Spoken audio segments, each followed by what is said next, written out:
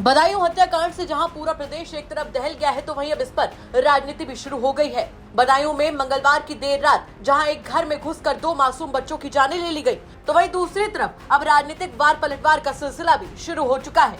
जहां एक तरफ समाजवादी पार्टी इस मुद्दे पर बीजेपी को जमकर घेर रही है, तो वहीं दूसरी तरफ स्वामी प्रसाद मौर्य की बेटी और बदायूं से सांसद संघमित्रा मौर्य ने इस मामले पर अपनी चुप्पी तोड़ी। उन्होंने इस मामले को दुखद बताते हुए न सिर्फ पुलिस की तारीफ की, बल्कि वो इस मुद्दे पर समाजवादी पार्टी के ऊपर ही बरस पड़ी। सुनिए आप भी क्या कुछ कह रही हैं संघमित्रा मौर्य। निश्चित तौर पर ये घटना बहुत ही दुखद है।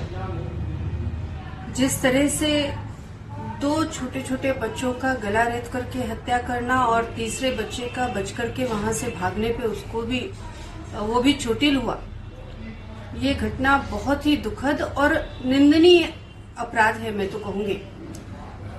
और इसके साथ ही साथ मैं ये भी कहूंगी कि बदायूं का पुलिस प्रशासन जो एकदम चौकन्ना रहा और जैसी हमारी सरकार की सोच है, उस सरकार की सोच के साथ ही उसने कार्य किया और अपराधी को मुठभेड़ में मार गिराया।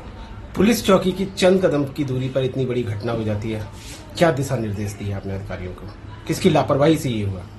देखिए, पुलिस चौकी से 10 कदम की दूरी पर जरूर था और पुलिस चौकन्नी थी, तभी इतने कम समय में वो अपराधी को पकड़ भी पाई। किसी के घर में क्या हो रहा है ये किसी को पता नहीं होता है। अगर ऐसा कुछ पहले से पता होता तो शायद पुलिस वहां पर पहले से उपस्थित होती और वो घटना नहीं घटित होती। लेकिन किसी के मन में क्या चल रहा है, कोई किस उद्देश्य से किसी के घर में गया है, ये किसी को पता नहीं होता है। तो इसमें पुलिस भले ही 10 कदम की दूरी पर थी, उसका कोई दोष नहीं है। दोषी को पुलिस ने सबक सिखाया है। अच्छा, समाजवादी पार्टी के जो नेता हैं वो ये कह रहे हैं कि जब चुनाव का समय आया तो ये बीजेपी इस तरीके की घटनाएं को अंजाम देती है। समाजवादी पार्टी की सरकार जब रही इस प्रदेश में 2012 से 17 तक, तो किसी से भी ये चीज छिपी नहीं है कि समाजवादी पार्टी की सरकार में 5 साल के कार्यकाल में 300 से ज्यादा दंगे हुए। मुजफ्फरनगर का दंगा सबको याद होगा, मथुरा का राम वृक्ष कांड सबको याद होगा और उसके सूत्रधार भी बदायूं के प्रत्याशी महोदय थे।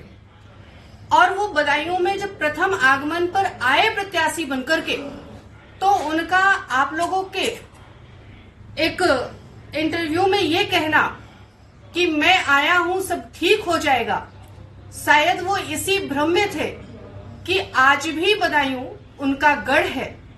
अब बदायूं बदल चुका है।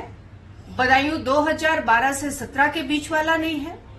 अब बदायूं वो नहीं है जो उन्होंने 1998 और 99 के चुनाव में, स्वर्गीय मुलायम सिंह जी के चुनाव में संभल लोकसभा के दौरान जब बिसौली और गुन्नौर में 150-200 गाड़ियों के साथ में बूथ कैप्चरिंग करने का काम किया था। अब वो बदायूं नहीं है। बदायूं बदल चुका है। प्रदेश में योगी, देश में मोदी की सरकार है और इस देश के गृह मंत्री आदरणीय अमित भाई ने सबको बता दिया है गुंडे, माफिया, अपराधी की जगह कहाँ है। और वो जगह जहाँ है, कल हमारे बदायूं की पुलिस प्रशासन ने भी अपराधी को दिखाने का कार्य कर दिया है।